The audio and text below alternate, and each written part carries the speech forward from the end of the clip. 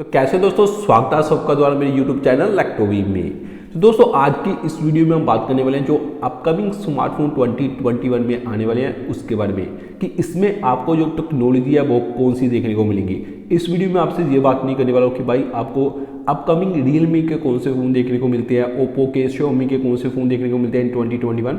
ये सब बातें अगर आपको जानने का तो आप जस्ट गूगल के ऊपर सर्च मारोगे ना अपकमिंग वीवोस अपकमिंग फ़ोन 2021, तो वो आपको बहुत सारे जो रिजल्ट है वो देखने को मिल जाएंगे। इसके लिए आपको एक बड़ी वीडियो देखने के लिए टाइम वेस्ट करने की जरूरत नहीं है। तो आज की इस वीडियो में आपको बताता हूँ कि इसमें कौन कौन से जो कॉन्सेप्ट है मैं क्लियर करने वाला हूँ। सबसे पहले बात करेंगे अपकमिंग जो स्मार्टफोन आने वाले हैं 2021, उसमें आपको जो टेक्नोलॉजी देखने को मिलेगी कौन कौन सी देखने को मिलेंगी, बैटरी की बात करते हैं, डिस्प्ले की बात करते हैं, या फिर कौन से तरह के आपको जो मोबाइल है वो देखने को मिलेंगे।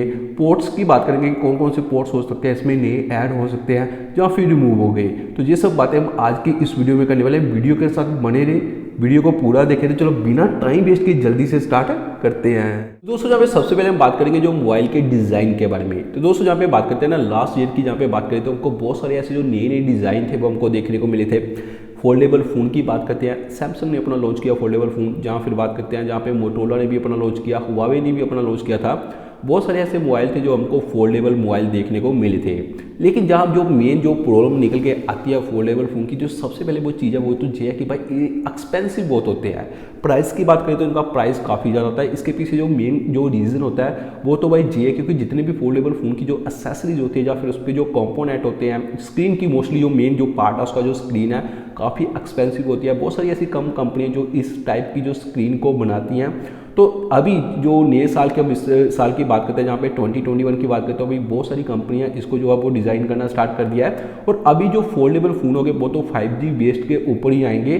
4G की तो बात अभी हम कम करते हैं क्योंकि जितने भी अगर हम बजट फ़ोन की बात करते हैं वो भी आपको 5G फ़ोन ही देखने को मिलेंगे, 4G बहुत कम फ़ोन देखने को मिलेंगे। और जहाँ तक फोल्डेबल फ़ोन की बात करते हैं तो हो सकता है कि उसमें आपको जो प्राइस वो कम देखने को मिलेगी। आई थिंक जहाँ तक बात करते हैं ना इस साल के मिड में आपको, यानी कि मिड में आई थिंक आपको ये जो फोल्डेबल फ़ोन होंगे इसके प्राइस की बात करें, मेरे हिसाब से जहाँ तक लगता है कि ये 30,000 या फिर 40,000 तक के आसपास आ सकते हैं। तो जहाँ तक इसका जो प्राइस है इतना कम हो सकता है। दोस्तों जहाँ पे अगर बात करते हैं जहाँ पे ड्यूल स्क्रीन वाले जो मोबाइल होते हैं, जैसे कि आपको मैंने बताया था कि LG का जो मोबाइल है ड्यूल स्क्रीन वाला वो हो गया, जहाँ फिर और भी बहुत सारी ऐसी कंपनियां थी जिन्होंने, माइक्रोसॉफ्ट ड्यू भी एक आया था जिसमें आपको ड्यूल स्क्रीन देखने को मिलती थी जो ऐसे करके ओपन होते थे। तो उनकी बात करते हैं जहाँ पे उनके प्राइस की बात करें तो उनका प्राइस ऑलमोस्ट जो LG ने निकाला था काफ़ी सही था उसका प्राइस था। अगर टेक्नोलॉजी के अकॉर्डिंग हम जाते हैं तो उसका जो प्राइस होगा वो फोल्डेबल से तो भाई कम ही होगा, क्योंकि उसमें जो टेक्नोलॉजी यूज़ की गई है उसमें ड्यूल स्क्रीन लगाई गई है। उसमें जो आपको फोल्डेबल जो स्क्रीन होती है वो यूज़ नहीं की गई है, उसमें ड्यूल स्क्रीन यूज़ की गई है। तो इसके लिए उसका जो प्राइस है वो कम हो गया। लेकिन बहुत सारे लोगों ने जो LG ने जो निकाला था उसको भी बहुत सारे लोगों ने खरीदा था, बहुत सारे लोगों ने उसको पसंद भी किया था। और उसका जो कॉन्सेप्ट की बात करें वो भी काफ़ी सही था, ऐसे करके जो ओपन होता था। लेकिन उसमें तो बहुत सारी कंपनियों ने उसको जो बनाना स्टार्ट नहीं किया, मतलब कि उसको ऊपर थोड़ा इंटरेस्ट नहीं आ रहा था बहुत सारी ऐसी कंपनियों को। लेकिन LG ने उसको जो लॉन्च किया था बहुत सारी उसकी सेल भी हुई थी। तो अभी हो सकता है कि इस साल में आपको वो ज़्यादा मॉडल उसके देखने को नहीं मिले। तो जहाँ तक लगता है कि ड्यूल स्क्रीन वाले की जो बात करते हैं ना, ड्यूल स्क्रीन मोबाइल की अगर बात करें तो भाई मेरे को लगता है कि वो फोल्डेबल वाले जो फ़ोन होंगे लोग उसको ज़्यादा परचेज करना पसंद करेंगे। अगर ड्यूल स्क्रीन की बात करते हैं जहाँ पे उनका बैटरी बैकअप इंक्रीज हो जाता है, क्योंकि उसकी जो बैटरी की बात करें तो वो काफ़ी कम है उसमें। तो अगर बैटरी की पावर थोड़ी इंक्रीज होती है जहाँ फिर उसमें थोड़ा प्राइस जो होता है वो हमको कम देखने को मिलता है, फिर शायद बहुत सारे लोग इसको खरीदना पसंद करेंगे और बहुत सारी कंपनियाँ इसको अभी बनाना भी स्टार्ट कर देगी। दोस्तों जहाँ पे बात करते हैं अगर Xiaomi की, तो Xiaomi के भी बहुत सारे ऐसे जो प्रोटोटाइप सामने आए थे जहाँ पे उन्होंने जो ट्रिपल फोल्डेबल फ़ोन को लॉन्च किया था, मतलब कि वो ट्रिपल वर्ड फोल्ड होता है 1 2 3 ऐसे करके। मैं ट्राई करूंगा उसको एक फ़ोटो आपको साइड में दिखा दूं।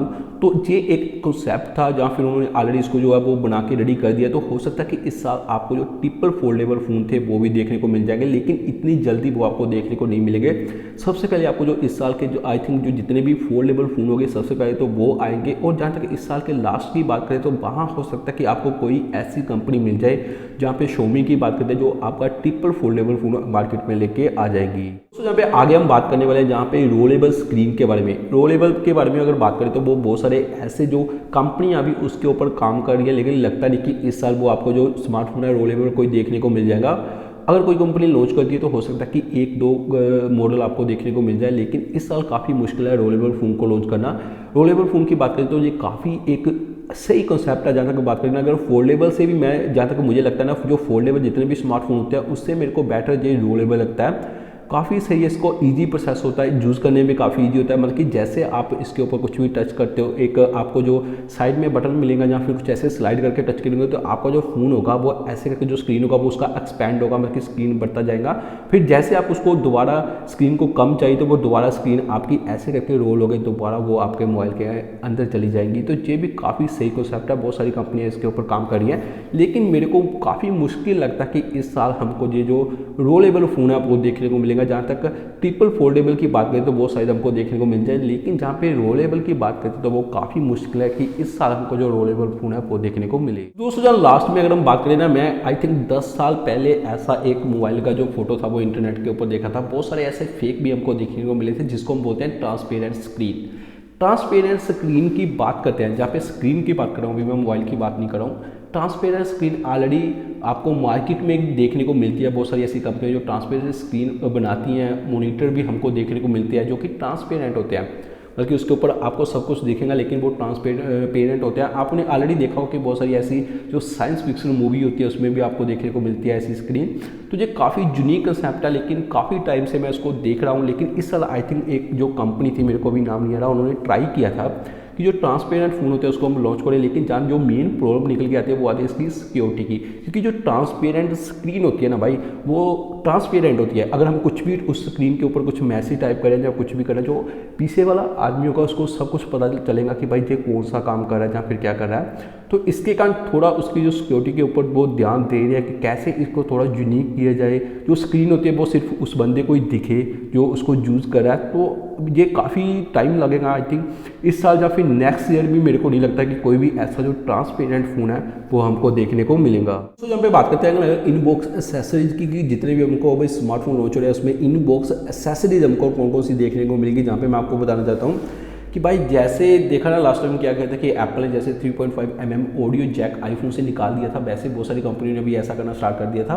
जहाँ पे जो मेन बात निकल के आती है कि बहुत सारी ऐसी कंपनी जो उसकी कॉपी करती है। ऑलरेडी सैमसंग ने भी ऐसा बोल दिया कि हम जितने भी आगे स्मार्टफोन लॉन्च करेंगे उसमें इनबॉक्स आपको जो चार्जर है वो देखने को नहीं मिलेगा। हेडफोन की बात तो भाई छोड़िए, वो तो ऑलमोस्ट बहुत सारी कंपनियों ने अभी निकाल दिया है। चार्जर आपको देखने को नहीं मिलेगा, जस्ट आपको एक केबल देखने को मिलेगी। अगर कोई एंड्रॉयड फ़ोन है टाइप सी केबल देखने को मिल जाएगी, अगर आईफोन है उसमें आपको लाइटिंग कनेक्टर की जो केबल होती है वो देखने को मिल जाएगी, और आपको इसमें चार्जर देखने को नहीं मिलेगा। काफ़ी हद तक बहुत सारी कंपनियां इसको निकालने वाली हैं। हो सकता है कि जो बजट कंपनी, जो बजट सेगमेंट में मोबाइल होते हैं, जैसे रियलमी की बात करें या फिर Xiaomi की बात करते हैं, जो मिड रेंज या फिर बजट से रेंज के जो स्मार्टफोन होते हैं उसमें शायद आपको इनबॉक्स बहुत सारी जो एसेसरीज है वो देखने को मिल जाएंगी। लेकिन हाई जो फ्लैगशिप फ़ोन होते हैं उसमें शायद आपको जो इनबॉक्स जो एसेसरीज है वो देखने को नहीं मिलेंगी। तो हो सकता है कि जहाँ लास्ट में ये साल के लास्ट में आपको जो केबल मिलती है वो भी निकाल दी जाए। जस्ट आपको एक स्मार्टफोन मिलेगा, साथ में जितने भी उसके डॉक्यूमेंट हैं। डॉक्यूमेंट क्या होता है, वो जस्ट एक कॉपी होती है, यूजर मैन्यूअल होता है, और वारंटी कार्ड वगैरह कुछ ऐसा होता है। तो वो आपको थोड़े स्टिकर दे देंगे, ये लो भाई स्टिकर कहीं चिपका लो, वही आपको इसमें मिलने वाला है। बाकी बात करते हैं जहाँ पे इस लास्ट में ये साल के लास्ट में आपको आई थिंक वो इनबॉक्स में जो केबल है वो भी देखने को नहीं मिलेगी, जस्ट आपको एक मोबाइल देखने को मिलेगा। दोस्तों जहाँ पे आगे बात करते हैं हम कैमरा के बारे में कि कैमरा स्मार्टफोन में जो कैमरा होता है इसका कुछ इस साल में कुछ चेंजेस आएंगे या नहीं आएंगे। सबसे पहले मैं आपको बताता हूँ कि इसके चांस बहुत ज़्यादा कि कैमरा में आपको बहुत ज़्यादा जो चेंजेस है वो देखने को मिलेंगे। सबसे पहले आपको जो एक प्रोटोटाइप तैयार हुआ था जो रिमूवेबल कैमरा का, वो तो आई थिंक बहुत सारी कंपनियां अभी लेके आने वाली है, जिसमें आपको जो रिमूवेबल कैमरा वो देखने को मिल जाएगा। बल्कि आपको इसके ऊपर मैं 2-3 वीडियो पहले भी बना चुका हूँ, आप देख लेना कि आप अपने मोबाइल के साथ जो रिमूवेबल कैमरा होता है उसको रिमूव करके किसी भी दूसरी साइड में रख सकते हैं, वहाँ से आप फोटो ले सकते हैं। दोबारा आप या तो मोबाइल की पीछे वाली साइड में उसको फिक्स कर दें या फिर ऐसे करके ऊपर उसको फिक्स कर दें, दोबारा वो पॉपअप या फिर पॉप डाउन होकर वो दोबारा आपके मोबाइल के अंदर चला जाएगा। तो ये भी जरूर आने वाला है, क्योंकि ये जो कंसेप्ट है ना रिमूवेबल कैमरा वाला, ये बहुत पुराना चल रहा है। तो इस साल आई थिंक कोई तो ऐसा स्मार्टफोन मेरे को लगा था कि रिमूवेबल कैमरा वाला लॉन्च हो जाएगा, लेकिन इस लास्ट साल तो कोई भी नहीं हुआ। तो इस साल लगता है कि कोई ना कोई तो मोबाइल जरूर ऐसा लॉन्च होगा जो कि रिमूवेबल कैमरा जिसमें आपको देखने को मिलेगा।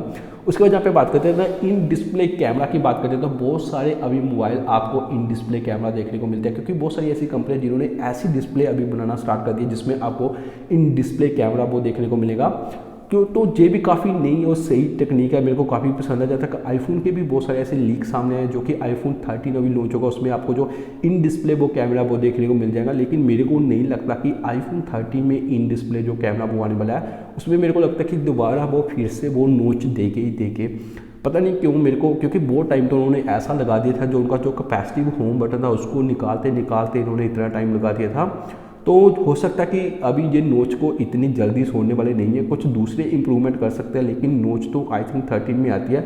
लेकिन अभी फिर से अगर देखा जाए तो भाई 13 में भी अगर नोच आती है इस साल भी, तो फिर ये कुछ पुरानी टेक्नोलॉजी जैसा हो जाएगा, नया इसमें कुछ भी देखने को नहीं मिलेगा। नोच की बात करें तो उनको बहुत सारी ऐसी जो चीज़ें वो नोच के अंदर ही फिक्स करनी पड़ती है, जैसे उनका जो सेंसर होता है बहुत सारे वो भी नोच के अंदर लगाने पड़ते हैं। इंफ्रारेड सेंसर होता है जो फेस को डिटेक्ट करके जो आईफोन को अनलॉक करता है, वो भी उनको वहाँ लगाना पड़ता है, जिसके का जो प्रॉब्लम निकल के मेल आती है उनको जो नोच है वो देनी पड़ती है। अगर तो वो इन डिस्प्ले फिंगरप्रिंट सेंसर लेके आते तो फिर काफ़ी हो सकता है कि चांस की नोच को ख़त्म किया जाएगा।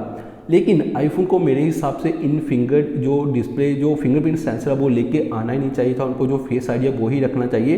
तो चलो इसके बारे में अगर इन फ्यूचर कुछ भी ऐसे लीक सामने आते हैं तो मैं जरूर आपको बताएगा। लेकिन मेरे को जो लगता है कि इसके बहुत कम ऐसे आईफोन 13 के चांसेस है कि वो नोच को निकालेंगे। इन डिस्प्ले कैमरा की बात करें तो बहुत जल्दी अभी आपको जो इन डिस्प्ले कैमरा वो देखने को मिल जाएगा, बल्कि डिस्प्ले के अंदर ही आपको जो कैमरा वो देखने को मिल जाएगा, जो कि आपको सामने से नहीं दिखेगा लेकिन अंदर उसके कैमरा होगा। बाकी चीज़ों की बात करें तो वो रिमूवेबल कैमरा की बात करें तो वो भी आई थिंक कुछ मॉडल उसके जरूर आएंगे इस साल, लेकिन वो कब आएंगे इसके बारे में कुछ बोल नहीं सकते। लेकिन ज़्यादा कंपनियां वो ऐसे निकालने वाली नहीं है, कुछ ऐसी कंपनियां जिनके पास ऑलरेडी प्रोटोटाइप है जो उसके ऊपर काम कर रहे हैं वो ही कंपनियां ऐसे लेके आएंगे। लेकिन इन डिस्प्ले कैमरा की बात करें तो वो बहुत ज़्यादा आपको जो स्मार्टफोन है इन डिस्प्ले कैमरा देखने को मिल जाएंगे। कि जहाँ पे इनको कैमरा के लिए थोड़ा सॉफ्टवेयर में भी इंप्रूवमेंट करना पड़ेगा, थोड़ा NPU जो उनका यूनिट होती है जिसको बोलते हैं न्यूरल प्रोसेसिंग यूनिट, उसके ऊपर भी थोड़ा काम करे। SoC जो चिप होती है उसको थोड़ा फास्ट लेके आए, फिर शायद हो सकता है कि थोड़ा सही हो जाए। क्योंकि जो अगर आईफोन के कैमरा की बात करते हैं, इसके ऊपर मैंने ऑलरेडी एक वीडियो बनाई थी जहाँ पे मैंने बताया था कि आईफोन के जो जस्ट 12 मेगापिक्सल का जो कैमरा होता है वो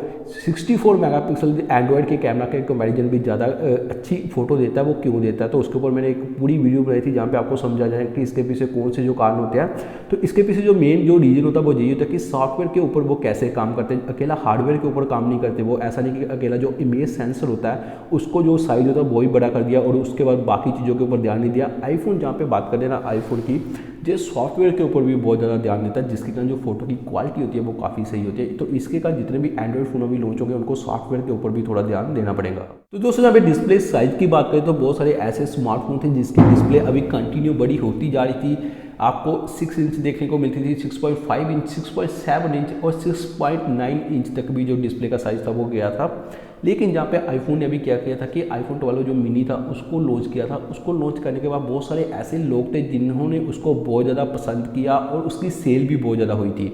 तो इसी बात को देखते हुए अभी जितनी भी दूसरी कंपनियों को इतना तो समझ आ चुका कि भाई अगर छोटी स्क्रीन वाला भी मोबाइल हम मार्केट में लेते आते तो बहुत सारी उसकी जो लोग उसको पसंद करते हैं उसकी सेल भी होगी। तो अभी जितने भी आई थिंक जितनी भी दूसरी कंपनी अगर वो कोई भी स्मार्टफोन को लॉन्च करती है तो वो एक छोटा जो वेरिएंट है उसको भी लॉन्च करेगी, ताकि दूसरे जितने भी लोग हैं जिनको जो कम डिस्प्ले स्क्रीन साइज वाला जो मोबाइल पसंद है तो वो भी उसको परचेज करेंगे। यहाँ पे डिस्प्ले क्वालिटी की बात की जाए तो आगे इसको इंप्रूवमेंट किया जाएगा। जहाँ तक बात करते हैं जहाँ पे सबसे पहले हम बात करें ना, जहाँ पे एमोलेड की बात करते हैं, जहाँ पे OLED की बात करते हैं, जहाँ पे जो मेन जो काफ़ी सही डिस्प्ले है, लेकिन इसका कंट्रास्ट की बात करें, ब्राइटनेस की बात करें, काफ़ी सही है। लेकिन इसमें जो एक जो मेन प्रॉब्लम निकल के आती है वो ये है कि ये बैटरी बहुत कंज्यूम करती है। अगर हम जहाँ पे इसका कंपैरिजन करते हैं ना IPS LCD के साथ तो वो बहुत कम करती है। लेकिन ये जो दो डिस्प्ले मैंने आपको बताई है ना, ये बहुत ज़्यादा जो बैटरी है वो कंज्यूम करती है। तो इसके लिए थोड़ा सा उनको थोड़ा इंप्रूवमेंट करना पड़ेगा, क्योंकि एक्चुअली बैटरी जो कंज्यूम करने के पीछे इसका रीजन होता है वो मैं आपको बता देता हूँ। क्योंकि इस जो एमोलेड डिस्प्ले होती है इसके अंदर एक जो पिक्सल होता है ना इसका, उसके अंदर एक छोटे तीन ही पिक्सल होते हैं, ठीक है। वो अलग अलग कलर होता है उनका, रेड ग्रीन ब्लू, ये सब कलर मिक्स करके एक जो डिस्प्ले होती है वो बनती है। इसके ऊपर मैंने एक ऑलरेडी पूरी एक वीडियो बनाई थी, जो मैंने PPI के ऊपर एक वीडियो बनाई थी, साइड में उसका लिंक दे दूंगा, वो देख लेना, वो भी काफ़ी सही वीडियो है। तो इसके कारण इनको थोड़ा सा जो है इसमें इंप्रूवमेंट किया करना चाहिए, ताकि जो इसको जो बैटरी होगी वो कम कंज्यूम हो। दोस्तों जहाँ पे बैटरी की बात करें तो लास्ट ईयर हमको बहुत सारे ऐसे मोबाइल देखने को मिले थे जिसमें हमको बजट फ़ोन की बात करें तो जिसमें हमको Realme ने 5000 mAh का बैटरी दिया था, 6000 तक दिया था। ईजी आपको जो 10-12 हज़ार में ऐसे मोबाइल देखने को मिल जाते थे। लेकिन जहाँ तक अगर हम हाई रेंज मोबाइल की बात करते हैं, जैसे फ्लैगशिप फ़ोन की बात करते हैं, उसमें हमको 4,500 तक बैठ के वो इतना देखने को मिलता था। थोड़ा सा उसके ऊपर हो जाएगा, लेकिन ज़्यादा 5,000 या फिर 6,000 बहुत कम ऐसे मोबाइल होते हैं जो फ्लैगशिप फ़ोन होते हैं उसमें आपको इतना बैटरी देखने को मिले। तो इसके पीछे जो काफ़ी ज़्यादा जो रीज़न होते हैं, क्योंकि फ़ोन हीट में ना आए, फ़ोन का जो साइज़ होता है ना कॉम्प्रोमाइज़ करना पड़ता है, क्योंकि अगर बैटरी को पावर को हम इंक्रीज़ करते हैं ना, अगर 6,000 लेके आते हैं तो वो फिर बैटरी बड़ी होती है, दूसरे जितने भी कंपोनेंट होते हैं उसको भी बीच में लगाना पड़ता है, मोबाइल का जो डिज़ाइन होता है वो चेंज हो जाता है। तो इसके कारण जो बैटरी होती है वो छोटी रखनी पड़ती है, और साथ में वो एक फास्ट चार्जर आपको दे देती है कि जल्दी से आप इसको फास्ट कर सकते हैं। लेकिन जहाँ 2021 की बात करते हैं ना, इस साल क्या होने वाला है कि आपको जो बैटरी होगी वो स्लिम देखने को मिलेगी। जहाँ तक आईफोन की बात करते हैं काफ़ी स्लिम उसकी बैटरी होती है, लेकिन होती बहुत कम है, इसका एमएच पावर ज़्यादा नहीं होता, बहुत कम होता है। और जहाँ तक दूसरी कंपनी की बात करें तो उसकी जो काफ़ी थोड़ा, जैसे बजट फ़ोन की बात करते हैं, रियलमी की बहुत बड़े फ़ोन होते हैं उसमें बैटरी भी बड़ी होती है। फ्लैगशिप फ़ोन की बात करें तो अभी 2021 में वो क्या करने वाले हैं कि आपको एक स्लिम बैटरी देने वाले हैं ज़्यादा पावर के साथ, और साथ में आपको जो ज़्यादा पावर वाला जो चार्जर है वो भी देखने को मिलेगा, बल्कि आपकी स्टोरेज कैपेसिटी भी बैटरी की ज़्यादा होगी, ज़्यादा देर तक वो बैटरी को स्टोर करके रख सकता है, पावर को स्टोर करके रख सकता है, और फास्ट चार्जर भी ऑप्शन आपको साथ में देखने को मिलेंगी। दोस्तों यहाँ पे जो बैटरी होती है वो ऑलमोस्ट आपको मेड इन चाइना ही देखने को मिलती है, क्योंकि जितनी भी बैटरी होती है वो चाइना में बनती है। लेकिन जो लिथियम बैटरी होती है, जो हम जितने भी हम मोबाइल होते हैं उसमें लिथियम बैटरी होती है, और जो लिथियम होता है ना, जो एक पाउडर की तरह होता है। सबसे ज़्यादा जो लिथियम मिलता है ना, साउथ अमेरिका की जो कंट्री होती है ना, वहाँ जैसे चिली हो गया, वहाँ आपको देखने को मिलेगा। ऑस्ट्रेलिया में भी बहुत ज़्यादा जो लिथियम होता है वो आपको देखने को मिलेगा। तो चाइना जितना भी ये लिथियम होता है ना, ये इन कंट्रियों से लेके बैटरी बनाता है, जिसके ऊपर मेड इन चाइना लगाता है, जहाँ पे PRC इन चाइना, अभी तो ये भी लिखते हैं PRC people Republic of China ऐसे करके लिखते हैं। अगर पोर्ट्स की बात करें तो बहुत सारे लोग ऐसे सोचते हैं कि हमको आगे मोबाइल में कौन कौन से नए पोर्ट्स देखने को मिलेंगे। अभी जहाँ तक बात करें कोई भी नया पोर्ट्स आपको देखने को नहीं मिलेगा। हो सकता है कि पोर्ट्स कम हो जाए, जैसे 3.5 mm ऑडियो जैक ऑलरेडी निकल चुका है, वैसे ही अभी आईफोन 13 की बात करते हैं, एक लीक सामने आया था जहाँ पे उन्होंने कोई भी पोर्ट सामने नहीं दिखता, बल्कि उसका जो चार्जिंग पोर्ट है वो भी आपको नहीं दिखेगा। उसके लिए अलग से आपको जो वायरलेस चार्जर है वो लेना पड़ेगा। बस एक कोई भी पोर्ट आपको वहाँ पे आपको 3.5 mm ऑडियो जैक पोर्ट नहीं देखने को मिलता है। वो एक लीक है एक्चुअली। तो लीक कभी कभी सही भी होते हैं, कभी कभी गलत भी होते हैं, लेकिन काफ़ी हद तक जो आईफोन के लीक आते हैं वो सही भी होते हैं। उसमें आपको कोई चार्जिंग पोर्ट देखने को नहीं मिलता, 3.5 mm ऑडियो जैक का जो पोर्ट होता है वो नहीं देखने को मिलता, एक पूरा ऐसे मोबाइल है उसमें कोई भी पोर्ट आपको देखने को नहीं मिलता। तो हो सकता है कि इन फ्यूचर टेक्नोलॉजी जो जितनी भी है वो वायरलेस हो रही है, और वायरलेस चार्जर भी आ रहे हैं। तो यही हो सकता है कि अभी जितने भी पोर्ट हो गए वो कम हो गए। जहाँ तक जितने भी अभी 3.5 mm ऑडियो जैक आ रहे हैं, ऑलमोस्ट कुछ कंपनियां तो अभी भी दे रही हैं, लेकिन अभी ये पूरी तरह से बंद हो जाएगा इस साल के लास्ट तक। जबकि तो थोड़े मोबाइल आपको देखने को मिल जाएंगे, लेकिन उससे नेक्स्ट ईयर आपको कोई भी मतलब कि कोई भी ऐसा मोबाइल देखने को नहीं मिलेगा जिसमें आपको 3.5 mm ऑडियो जैक देखने को मिलेगा।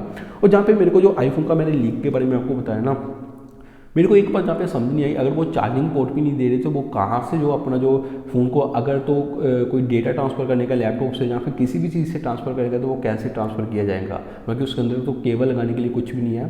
तो हो सकता है कि वायरलेस भी ट्रांसफ़र किया जाए iTunes के थ्रू, या फिर कुछ भी ऐसा हो सकता है। तो बाकी फ़िलहाल देखते हैं, जैसे इसके बारे में मेरे को ज़्यादा इन्फॉर्मेशन मिलती है, काफ़ी मतलब कि एक यूनिक चीज़ है कि कोई भी पोर्ट्स आपको मोबाइल में देखने को नहीं मिलता। तो फिलहाल कोई भी ज़्यादा स्ट्रॉन्ग रिमोट्स आएंगे तो मैं जरूर इसके ऊपर वीडियो बनाऊंगा। जितने भी प्रोसेसर आ रहे हैं जो मोबाइल के अंदर, एक्चुअली इसको प्रोसेसर नहीं बोलते, क्योंकि प्रोसेसर तो पहले बोलते थे, अभी उसको SoC बोल सकते हैं, सिस्टम ऑन चिप। क्योंकि जितने भी अभी SoC आने वाले हैं वो इनबिल्ट आपको 5G मोड में उसमें देखने को मिलेगा। क्योंकि बहुत सारे ऐसे प्रोसेसर थे, बहुत सारे ऐसे मोबाइल लॉन्च हुए थे जिसमें जो क्वालकॉम का X50 जो मॉडम है वो लगाया गया था सेपरेट, जो कि एक 5G मॉडम है। मतलब कि एक जो प्रोसेसर होता है वो 5G प्रोसेसर नहीं है, उसके साथ एक मॉडम को अटैच किया जाता है जो X50 मॉडम होता है, फिर उस मोबाइल को 5G बनाया जाता है। तो काफ़ी ये देखा जाए तो एक सही टेक्नोलॉजी नहीं है, क्योंकि कंपनियां क्या करती है कि बहुत सारे वो बोलते हैं कि 5G फ़ोन है, लेकिन 5G फ़ोन जो प्रोसेसर है क्या वो 5G सपोर्ट करता है? प्रोसेसर अगर वो 5G सपोर्ट नहीं करता, उसको कनेक्ट किया जाता है एक मॉडम के साथ कनेक्ट किया जाता है जो X50 मॉडम होती है, फिर उसको 5G बनाया जाता है। और आगे जितने भी SoC आने वाले हैं, SoC मतलब कि प्रोसेसर, अगर मैं SoC बोलता हूँ इसका मतलब है प्रोसेसर, ठीक है। आगे जितने भी प्रोसेसर SoC आने वाले हैं उसमें आपको जो मतलब कि हाई स्पीड तो देखने को मिलेगी, क्योंकि बहुत सारे ऐसे लोग हैं जो अभी गेमिंग के ऊपर ज़्यादा फोकस कर रहे हैं, उनको इसके का जो होता है वो रैम को इंक्रीज़ करना पड़ेगा। क्योंकि बहुत साइज़ की बात करते हैं गेमिंग की, बहुत ज़्यादा जो साइज़ उनका होता है अभी जितने भी गेमिंग आ रहे हैं। ग्राफिक की बात करें, ग्राफिक उनको इम्प्रूवमेंट करनी पड़ेगी, और भी बहुत सारी चीज़ों को जो एसओसी के अंदर इंप्रूव करना पड़ेगा। और जो जहाँ पे जो मेन जो चीज़ निकल के आती है वो ये कि जितने भी अभी एसओसी आने वाले उसमें आपको जो 5G की सपोर्ट है वो मिलेंगी। आगे सॉफ्टवेयर की बात करते हैं तो आपको जो मोबाइल में अभी जो ऐड वाला काम है, बहुत सारे ऐसे लोग हैं वो तंग आ चुके हैं। रियलमी के मोस्टली मैं जहाँ पे बात करता हूँ रियलमी के फ़ोन के बारे में, लोग ऐड देख देख के पागल हो चुके हैं। अभी उनको जितना भी प्रोसेसर था वो गंदा, अगर बजट फ़ोन भी लेते हैं उसमें भी ये सही नहीं लगता। तो अभी जितने भी स्मार्टफोन आ रहे हैं उसमें आपको स्टॉक एंड्रॉइड देना चाहिए। उसमें कोई भी जो ऐड वाले जो फालतू काम है ये बंद करें, अभी बहुत ज़्यादा हो गया। क्योंकि आपको ऑलरेडी पब्लिक को ऑलरेडी जितनी भी कंपनियां स्मार्टफोन बनाने वाली उनको पता चल गया कि अभी उनको स्टॉक एंड्रॉइड फ़ोन पसंद आ रहा है। माइक्रोमैक्स ने ऑलरेडी एक स्टॉक एंड्रॉइड लो बजट में, आई थिंक 7-8 हज़ार का फ़ोन है, अगर वो ऐसे 7-8 हज़ार में एक स्टॉक एंड्रॉइड दे सकते तो भाई दूसरी कंपनियाँ क्यों नहीं दे सकती, रियलमी क्यों ऐसा करती है। तो इसी बात को देखते हुए अभी माइक्रोमैक्स तो काफ़ी सही बात है कि अभी इंडिया की जो माइक्रोमैक्स वापस आ चुकी है, लावा भी वापस आ रही है, इसके ऊपर भी मैं एक वीडियो बनाऊंगा।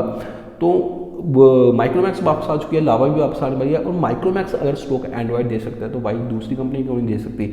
अभी कंपटीशन ज़्यादा हो चुका है, माइक्रोमैक्स वापस आई है स्टॉक एंड्रॉइड के साथ, तो दूसरी जितनी भी कंपनी होगी अभी उनको भी स्टॉक एंड्रॉइड देना पड़ेगा। ऐड वाले फालतू काम अभी बंद होने वाले हैं, तो काफ़ी सही बात है। और सॉफ्टवेयर की जो मेन आगे जो बात है कि हर एक कंपनी को जो बजट, चाहे मोबाइल लो बजट है, मिड रेंज है, जहाँ फिर फ्लैगशिप फ़ोन है, उसके ऊपर भी सॉफ्टवेयर अपडेट अभी देने पड़ेंगे। क्योंकि ये जो मेन पहले इन सब चीज़ों के ऊपर जो लोग थे इतना फोकस नहीं करते थे। 2020 की बात करें जहाँ फिर उससे पहले कोई भी ये सब चीज़ों के ऊपर जो है इतना फोकस नहीं करता था। अभी सॉफ्टवेयर के ऊपर बहुत सारे लोग हैं वो फोकस करते हैं, उनको नई लेटेस्ट जो यूआई चाहिए, लेटेस्ट उनको जितना जो सॉफ्टवेयर अपडेट वर्जन है वो चाहिए। तो इसके कारण जो है इनको कंपनी, सभी कंपनी को अभी ये तो जरूरी होगा कि सब कंपनियां अभी आपको जो सॉफ्टवेयर अपडेट है वो भी जल्दी से जल्दी देगी। लास्ट में अगर बात करते हैं यहाँ पे यूआई की, जितने भी स्मार्टफोन कंपनी अभी वो यूआई को इंक्रीज करने की कोशिश कर रही है, ईजी यूज़ करने में ईजी बना रही है, क्लीन बना रही है, उसके प्रोसेस को फास्ट कर रही है। तो काफ़ी सही है, ये कंपटीशन अगर ज़्यादा होता है तो काफ़ी फास्ट है। काफ़ी लोगों को जो जहाँ तक बात करते हैं जो अपना एंड्रॉयड जो OnePlus का जो स्टॉक एंड्रॉयड है उनका जो यूआई है वो बहुत पसंद है, क्योंकि वो काफ़ी क्लीन होता है। मैं OnePlus आई थिंक काफ़ी 6 महीने से यूज़ कर रहा हूँ, मेरे को काफ़ी पसंद है वो। उसका यूआई इतना क्लीन है, इधर से मतलब कि कोई फालतू की चीज़ उसमें आपको देखने को नहीं मिलती। इजी आप उसमें कुछ भी ढूंढ सकते हो, कुछ भी कर सकते हो। ऐसा नहीं कि यार Xiaomi की तरह इतने पता नहीं कौन कौन से ऐप उसके अंदर डाल देते हैं, ये सब ऐसा नहीं करता। तो अभी ये जितना भी यूआई है ऐसा जितनी भी दूसरी कंपनी उसको बनाने की कोशिश कर रही है। माइक्रोमैक्स की बात करें तो वो भी मेरे को काफ़ी पसंद है, उसका भी जो यूआई है काफ़ी पसंद है। ईजी प्रोसेस है कि कहीं से भी आप ऐप को निकालो, कुछ भी करो, मतलब कि क्लीन होगा उसका प्रोसेस। ऐसा नहीं कि ऐसे नोटिफिकेशन निकाला तो आप वो खुद ही फ़ोन 10 चीज़ें बता रहा है कि भाई इसको भी ओपन कर सकते हो, इसको भी कर सकते हो। ये सब अभी जितनी भी ये मतलब कि फालतू की चीज़ें ये अभी बंद हो जाएगी, एक क्लीन स्टॉक एंड्रॉइड आपको देखने को मिलेगा। तो यही था जो मैं आपको आज की इस वीडियो में बताना चाहता था। वीडियो अच्छी लगे लाइक जरूर करके जाना, कमेंट भी जरूर करना, मेन जो है कमेंट जरूर करना। मेरे पास बहुत ज़्यादा भी मेरे को कमेंट चाहिए। बहुत सारे मेरे ऐसे दोस्त हैं जो मेरे को काफ़ी कमेंट करते रहते हैं डेली में। उनके जो ऐसा नहीं है कि वह कभी कभी अगर किसी कमेंट का रिप्लाई नहीं करा, मैं सभी कमेंट पे बैठ के एक एक कमेंट पढ़ता हूँ और उसको साइड पे रखता हूँ, क्योंकि इन फ्यूचर में उसके ऊपर वीडियो भी बनाता हूँ। और अपना जो मैंने एक एपिसोड तैयार किया अभी आस्क अमित वाला, #आस्क अमित, उसमें मैं बताऊँगा सब, अगर आपके पास कोई क्वेश्चन है उसके बारे में। उस एपिसोड मैं दूसरा जब भी बनाऊँगा उसमें आपके जितने भी कमेंट होंगे उसका भी आंसर दूंगा। तो कमेंट भी जरूर करो, मेरे को नई नई चीज़ें के बारे में बताओ, मैं भी आपके साथ कम्युनिकेशन करूं कमेंट के थ्रू, और कुछ मिलके कुछ ऐसे यूनिक बातें करें जो टेक्नोलॉजी से रिलेटेड हो। तो कमेंट करने के लिए मैं थैंक यू बोलता हूं जो भी करते हैं, और आगे भी कमेंट करें। तो बाकी एक बात हो रहा है, जो मेरी जहाँ पे आप देख रहे होगे कि जो वॉइस है वो काफ़ी गूंज रही है, थोड़ी एको आ रही है, तो इसके लिए मैं ऑलरेडी जो थोड़ा प्रोसेस मेरे को लग रहा है, आई थिंक 1-2 दिन में मैं पूरा ये ठीक कर दूंगा। उसके बाद आपको ये प्रॉब्लम देखने को नहीं मिलेंगी। तो मैं ट्राई करूँगा जल्दी से जल्दी इसको फिक्स किया जाए, क्योंकि ये एक्चुअली माइक्रोफोन की प्रॉब्लम नहीं है, ये थोड़ा जो मेरा रूम है खाली है तो इसके कारण थोड़ा एको आता है। तो मैं ट्राई करूँगा इसको ठीक करने का। तो बस यही था जो मैंने आपको आज की इस वीडियो में बताया, जितने भी अभी जो टेक्नोलॉजी स्मार्टफोन के ऊपर आने वाली है 2021 में, उसके बारे में। तो वीडियो अच्छी लगे लाइक जरूर करना, कमेंट भी जरूर करना। जो दोस्त मेरे लिए हैं जिन्होंने अभी तक मेरे चैनल सब्सक्राइब नहीं किया तो भाई प्लीज़ वो भी थोड़ा सा टाइम निकाल के सब्सक्राइब कर देना। Thank you.